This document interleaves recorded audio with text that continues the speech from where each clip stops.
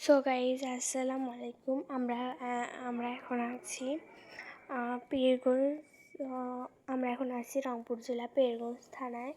তো আজকে এদিকে অনেক বৃষ্টি হয়েছে, সেই কারণে রাস্তার অবস্থা খুবই খারাপ, খুবই জঘন্য রাস্তার অবস্থা। তো এই তো দেখুন রাস্তার অবস্থা, তো দেখতেই পাচ্ছেন রাস্তার অবস্থা খুবই খারাপ। তো ওখানে যাইয়া আমরা একটা কথা জানতে পারলাম যে ওখানে দুইটা মহিলার বাড়ি নদীতে মানে নদীতে ভেঙে গেছে।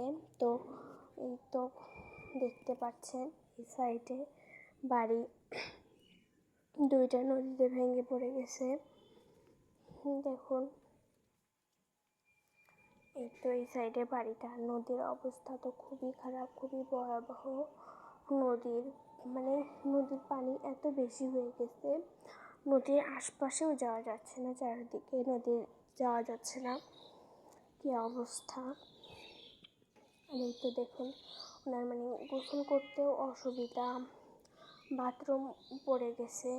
তারপরে হচ্ছিল এই দেখুন বাড়ি অনেক বড় বাড়ি ছিল, কিন্তু নদীতে ভেঙে একদম পড়ে গেছে বাড়ি। একটা দেওয়াল ছিল, দেওয়ালটা ভেঙে পড়ে গেছে।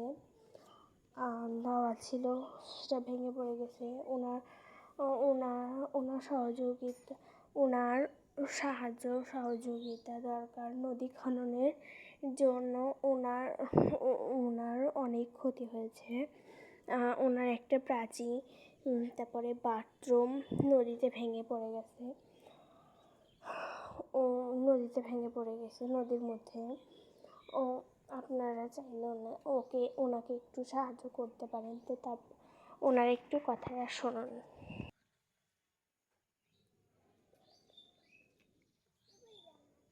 আমি অনেক আপনাদেরকে একটা কথা বলতে চাই। দেখেন এই যে ভিকুয়ালারা, এরা বলকালারা এখানে ভাঙ্গিয়ে রাখিয়েছে।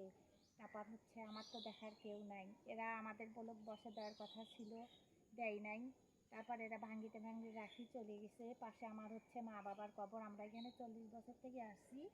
আমাদের যে আমাদের মা এখানে, আমার বাবা আছে, এখানে আমার মা আছে।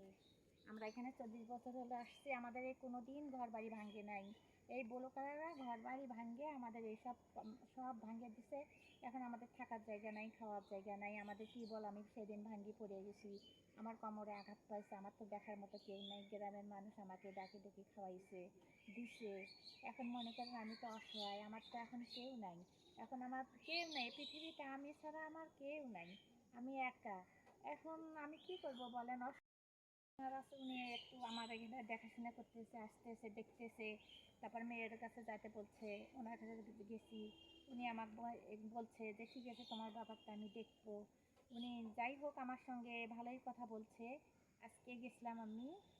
এখন আপনাদের কাছে আমার একটাই অনুরোধ যে আমাকে একটু যদি আপনারা হেল্প করেন, আমার তো সাহায্য করেন। এটা অনেক কষ্ট করে মানুষের বাড়ি কাজ টাজ করে আমি ঘরটা দিছিলাম। যদি ঘরটা আমার নদীর মধ্যে চলেই যায়, তাহলে আমি কি করব, কোথায় থাকবো বলেন? তাহলে আপনারা যদি আমাকে একটু কিছু হেল্প করতেন, তাহলে আমি মনে করেন আমার তো অনেক অসুবিধা। আমার হাড়ের সমস্যা, তারপরে আজমা, তারপরে কোমরের হাড় ক্ষয় যাওয়া। আমি কোথায় যাব বলেন? আপনারা যদি আমাকে কিছু সাহায্য করতেন, তাহলে মনে করেন আমি অসহায় এতিম, আমার তো কেউ নেই পৃথিবীতে। আমার একটা ছেলে একটা মেয়ে, ওদের সংসার, ওদের বউ বাচ্চা আছে। ওরা আমাকে পালবে না? ওদের ইয়ে আছে। আমাকে আল্লাহ ছাড়া কেউ দেখে না। ওরা সবাই বাহিরে থাকে, এখানে আমার কেউ থাকে না, আমি একাই। আমি সেদিন মনে করেন টিউবওয়েলটা দেখেন আমার কি অবস্থা। এই টিউবওয়েলটা ভাঙ্গে পড়ে গেছিলাম, সব নদীতে ভাঙ্গে আছে। এই যে বলো, সব নদীতে পড়ে আছে, উপর দিয়ে পানি সব যাচ্ছে। কখন যেন আমার ল্যাট্রিনটাও পড়ে যায়, ভাঙ্গে যায়।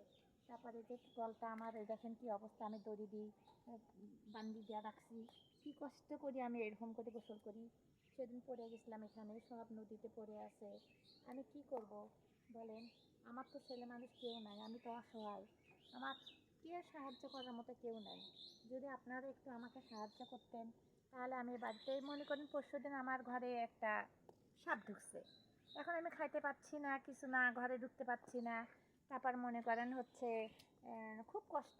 আজকে 3-4 দিন পর আমি একটু মনে করেন ভর্তা ভাত করে খাচ্ছি, তবু খুব ভয়ে ভয়ে এখনও ঘরে ঢুকতে পারি নাই, এখনও তালা খুলিনি। এখন মনে করেন আমি যে নদীর পরে এখনও গোসল করতে পারি নাই, যে কেমন করে গোসল করি, কেমন করে কী করব। এখন মনে করেন আমি অন্য কোথাও যা থাকি মানুষের বাসায়, আমার তো ঘরে থাকতে পারি না আমি। এখন কি করব বলেন, আপনারাই বলেন আমি কি করব। আমার তো কেউ নাই, আমার দেখার মতো কেউ নাই, আপনারা যদি আমাকে একটু সাহায্য দিন। আপনারা আমার কেউ নাই, আমি কি করবো, কোথায় যাবো?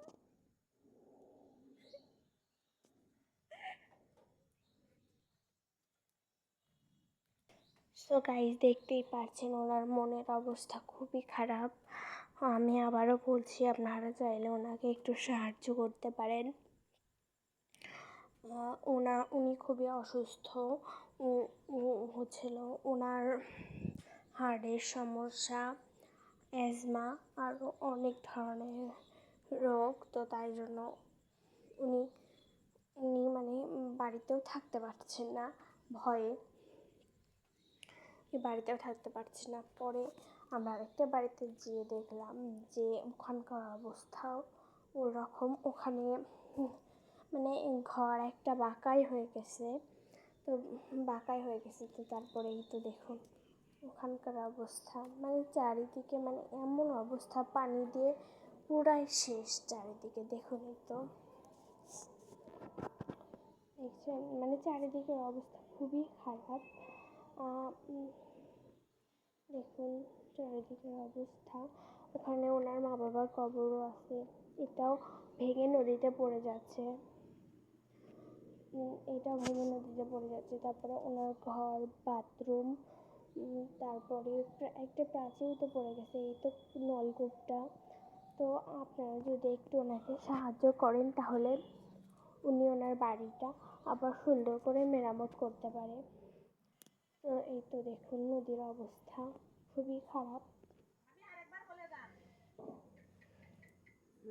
নদীর চারিদিকে পানিতে একদম ভর্তি হয়ে গেছে নদীর চারিদিকে। তারপরে আমরা আরেকটা বাড়িতে গেলাম, তো ওখানে এই একই অবস্থা।